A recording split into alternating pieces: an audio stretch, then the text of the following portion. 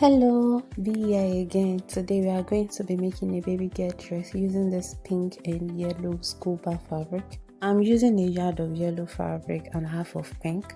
I added 4 inches to my hip allowance while folding this fabric, that is your hip divided by 4 plus 4. After that, I went in with the length of my dress, which is 25. Then the shoulder, which is 5.5. I went down to my shoulder slope by an inch, and for my neckline for the front I used 2.5 by 2.5. Then for the back I used 2.5 by 1 inches. Then I connected everything together using my ruler. The chalk wasn't showing. I'll be using pen from this point on.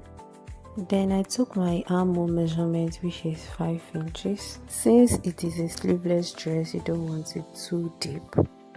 Then I divided the bust measurement plus 1.5, and you can do 2 inches as well. After that, I connected the bust to the hem area. Using my curved ruler, I got the armhole. If you don't have one, simply divide your armhole by 2, then go in by half an inch, then connect everything together. So I'm cutting at this point. Scuba fabric are usually not sewn at the hem area, at the down part. So what you are going to do is just make sure you cut it very neatly. You don't need to add sewing allowance because we are going to be leaving it like that. Just cut it neatly. We are going to be using the front to cut the back, and the back will be having zipper allowance. Make sure you arrange it properly because scuba fabric can be so tricky.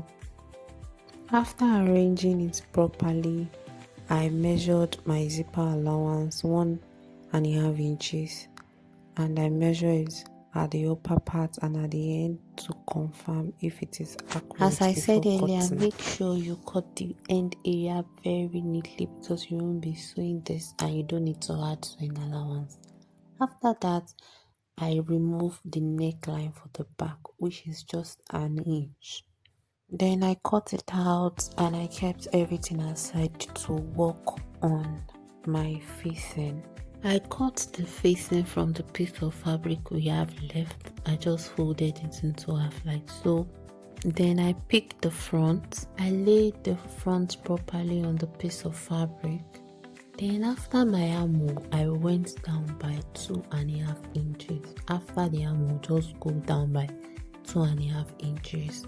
Then cut it out neatly. The reason why I added 2.5 is because the armhole itself we are facing. So we are cutting just a piece for the neck line turning and the armhole turning. So you just give it a clean, ready-made finishing. And cut the same thing for the back as well.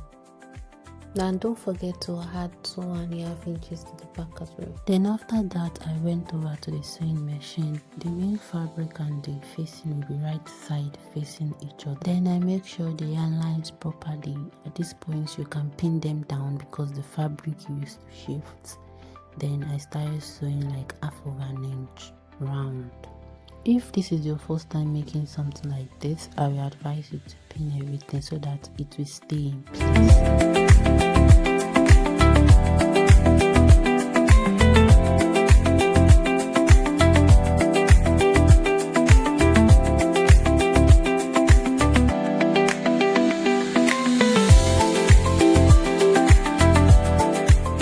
Notch the neckline around so by the time you flip it to the other side, it will stay neat. After that, we do the same thing for the armhole. So we are just sewing the armhole. Look closely, we are not sewing it with the body. After that, we will notch it as well. Then any distance you have in between your first shoulder should be what you will have all round. That is for all your shoulders. So if you have 2 inches by the first shoulder, everything should be 2 inches. So by the time you are done, one won't be wider than the other. Flip everything out like so. After flipping it out, then you iron everything out properly.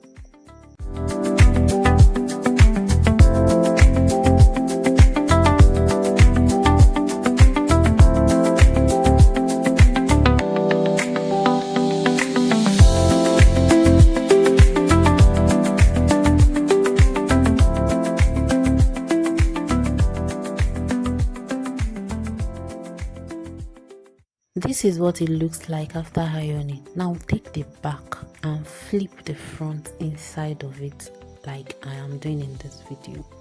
Take the back, then flip the front inside of it. So while doing this, your sewing will be inside. It won't be visible from the wrong side and from the right side.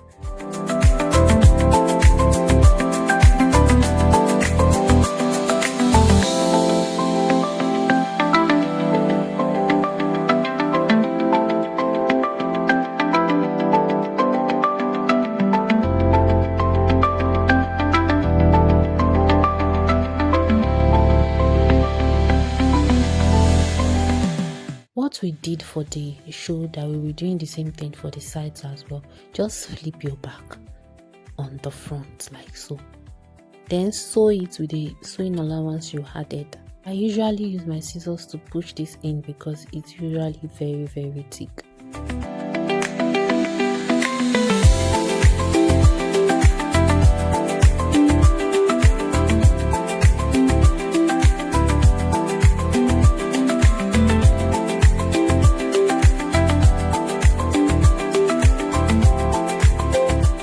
This is how it should be looking, the front and back both clean. Then I went over to the weaving machine and weaved that part out, the sides where we joined them together.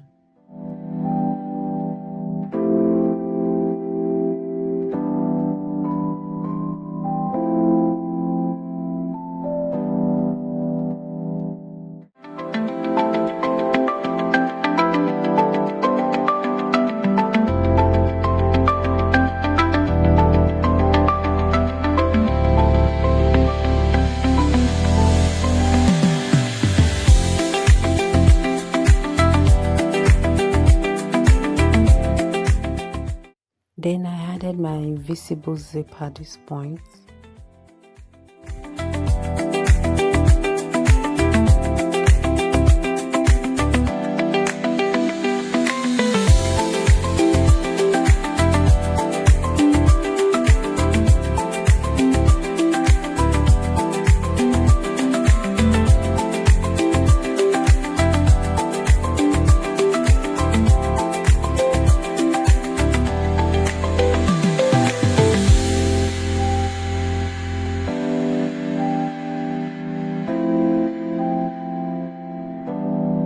I'm done at this point. In the next video, I'll be showing how I made this beautiful flower. Thanks for watching. See you in my next video. Bye.